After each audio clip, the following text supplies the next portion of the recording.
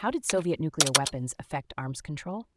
If you're curious about how Soviet nuclear weapons influenced arms control, you're about to uncover some fascinating history. Let's break it down step by step. The Soviet Union's development of nuclear weapons was a direct response to the United States atomic bomb project during World War II. After the U.S. dropped nuclear bombs on Hiroshima and Nagasaki, the Soviet Union accelerated its own nuclear program, leading to a nuclear arms race between the two superpowers. This arms race was a central aspect of the Cold War. Both the U.S. and the Soviet Union spent enormous amounts of money building up their nuclear arsenals. By the end of the Cold War, the Soviet Union was spending around 27% of its total gross national product on the military, which was crippling to its economy. To manage this escalating threat, both countries began negotiating arms control agreements. One of the earliest significant agreements was the Strategic Arms Limitation Talks, SALT, which started in 1969 and resulted in 2 treaties by 1972. These treaties limited the number of ballistic missile launchers and imposed restrictions on anti-ballistic missile systems. The Anti-Ballistic Missile (ABM) Treaty, signed in 1972, limited each side to 200 interceptors, later reduced to 100.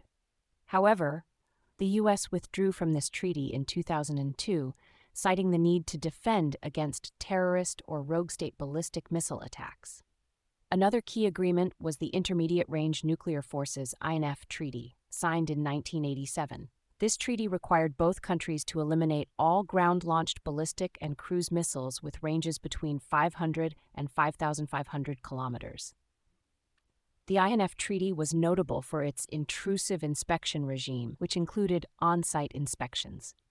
By 1991, both sides had destroyed a total of 2,692 missiles under this treaty. In the late 1980s and early 1990s, as the Soviet Union dissolved, there were further reductions in nuclear arsenals. President George H.W. Bush announced the removal of almost all U.S. tactical nuclear forces from deployment, and Soviet leader Mikhail Gorbachev reciprocated by eliminating similar Soviet weapons. More recently, the new Strategic Arms Reduction Treaty, New START, signed in 2010, limited each side to 1,550 strategic nuclear warheads deployed on 700 strategic delivery systems. This treaty also limited the number of deployed and non-deployed launchers. Despite these agreements, the current state of nuclear arms control is challenging. The INF Treaty collapsed in 2019, and Russian-U.S. nuclear arms control diplomacy has been deadlocked. The existing arms control architecture has eroded, and there are calls for multilateral arms control to involve other nuclear-armed states. In summary, Soviet nuclear weapons significantly influenced arms control by driving the need for bilateral and multilateral agreements to limit and reduce nuclear arsenals.